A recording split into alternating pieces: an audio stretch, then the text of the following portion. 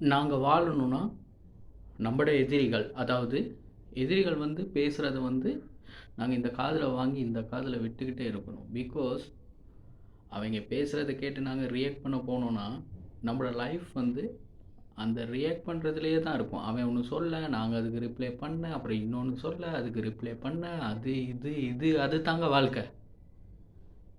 So, வாழணும்னா, நாங்க எதிரிகள், நம்மள சுத்தி நரி கூட்டம் வந்து பின்னுக்கு பேசுறத விட்டுட்டு போய்க்கிட்டே இருக்கணும். ஒரு காலகட்டத்தில வந்து நீங்க பார்த்தீங்கன்னா, நீங்க அப்படி போயிட்டீங்கன்னா, ரியாக்ட் பண்ணாம, நீங்க வசந்து மேல இருப்பீங்க. நல்லா சம்பாரிச்சு ஒரு பெரிய பிசினஸ் பண்ணிட்டு, அவன் அங்கேயே தான் இருப்பான். இல்ல அத விட கீழ இருப்பான்.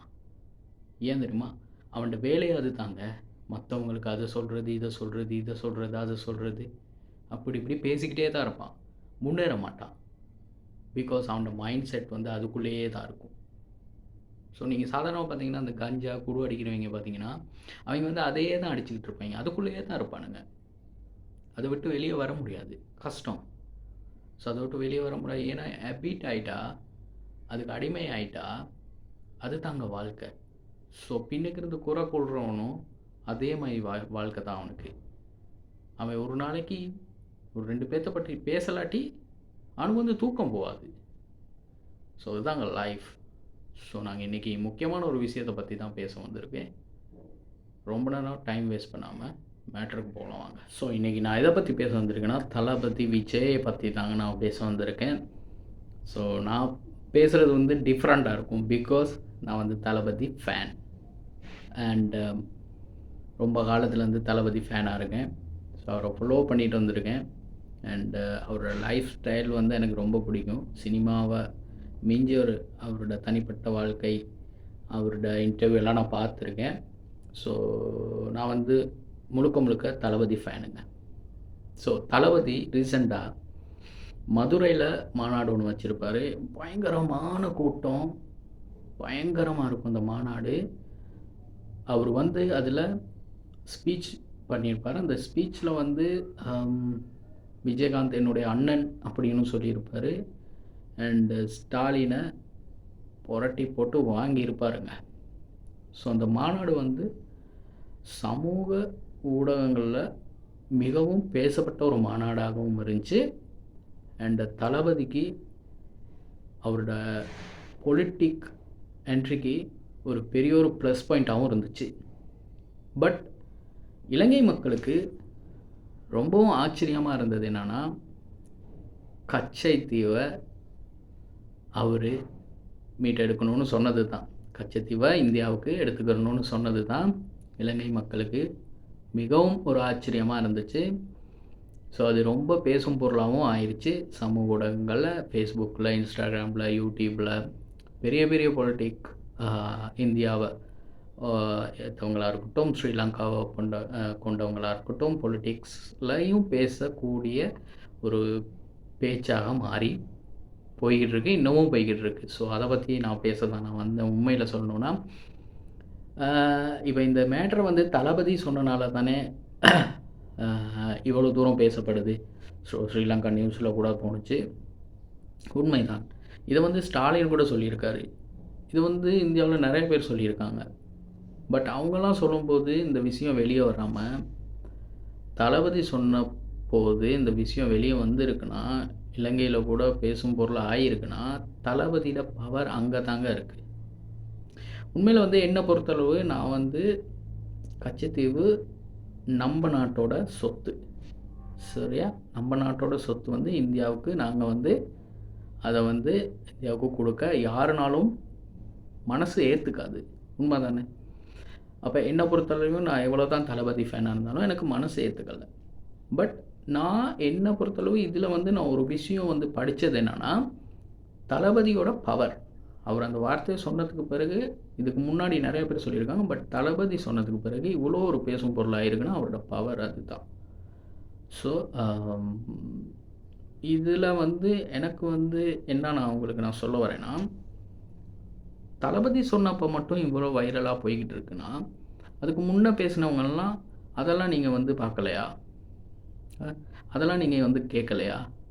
அப்போல்லாம் நீங்கள் எங்கே இருந்தீங்க? அப்படின்ற பேச்சு தான் எனக்கு. அப்படின்ற ஒரு கேள்விக்குறி தான் என்கிட்ட மனசுலேயே ஓடிக்கிட்டு இருக்குது. அண்ட் கண்டிப்பாக வந்து தளபதி அப்படியாப்பட்ட ஒரு ஆள் இல்லை. தளபதி கச்சத்தீவை வந்து இந்தியாவுக்கு எடுக்க மாட்டார். அதுக்கேற்ற அந்த வேலைகளை வந்து அவர் பார்க்க மாட்டாருன்னு எனக்கு ஒரு நம்பிக்கை இருக்குது தனிப்பட்ட ரீதியாக. எல்லாரும் பொலிட்டிக்கில் வந்து பேசுகிறது தான் அவர் பேசியிருக்காரு. பட் இதை வந்து அவர் ஆழ்ந்து சிந்திச்சு கண்டிப்பாக ஒரு நாள் அவர் இந்த இந்த இந்த நியூஸ்க்கு ரிப்ளை பண்ணுவார். பிகாஸ் இது வந்து இப்போ ஒரு பெரிய பேசும் பொருளாக இருக்கனால கண்டிப்பாக அது வந்து அவர் மன்னிப்பு கேட்பார். மன்னிப்பு கேட்குறத விட அவர் இந்த இந்த இந்த செயல்பாட்டிலேருந்து கண்டிப்பாக வந்து விடுபடுவார். பொலிட்டிக்ஸ் சம்மந்தப்பட்ட ஒரு விஷயமாகவும் இதை வந்து எடுத்துக்காங்க. தனிப்பட்ட ஒரு விஷயம் என் மனசில் தோணுனதை நான் வந்து ஷேர் பண்ணிக்கிற விரும்புகிறேன்.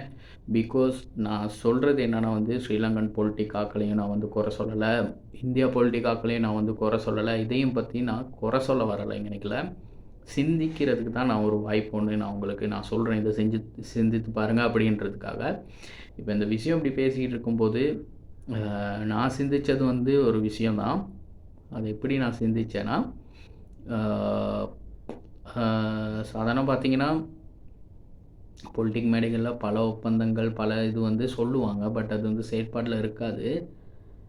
பட் இந்த விஷயத்தை நான் எடுத்தது என்னென்னா பார்த்திங்கன்னா, இலங்கையை சார்ந்த யுத்த காலங்களில் வந்து சாப்பிடலாமா அப்படியெல்லாம் இருக்கும்போது நம்ம நாட்டுக்காக பேசினவர் தான் விஜய். சரியா? நம்ம நாட்டில் இருந்து தான் ஒரு பொண்ணு எடுத்திருக்காரு.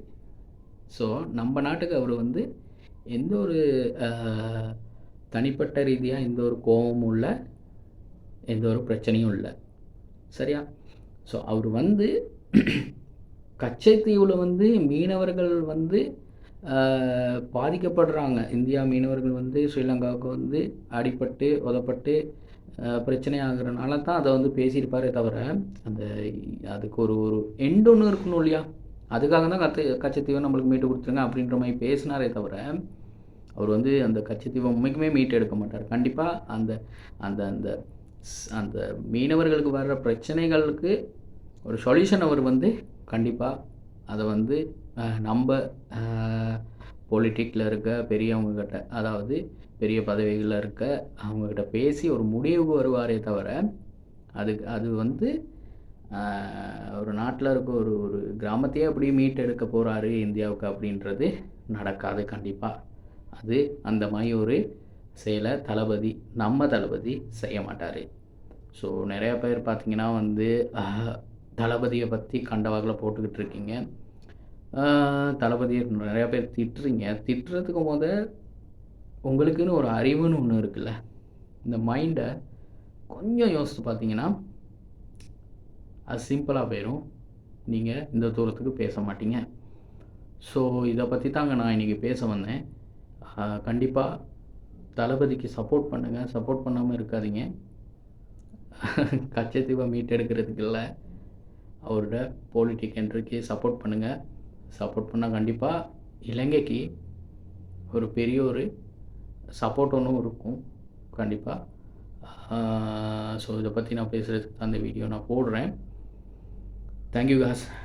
இந்த சேனலை வந்து ஃபாலோ பண்ணுங்கள், கண்டிப்பாக வந்து ஷேர் பண்ணுங்கள், கமெண்ட் பண்ணுங்கள், சப்ஸ்கிரைப் பண்ணி பெல் ஐக்கானை கிளிக் பண்ணி வைங்க. இன்னொரு வீடியோவில் நான் வந்து உங்களை சந்திக்கிறேன். பாய் பாய்.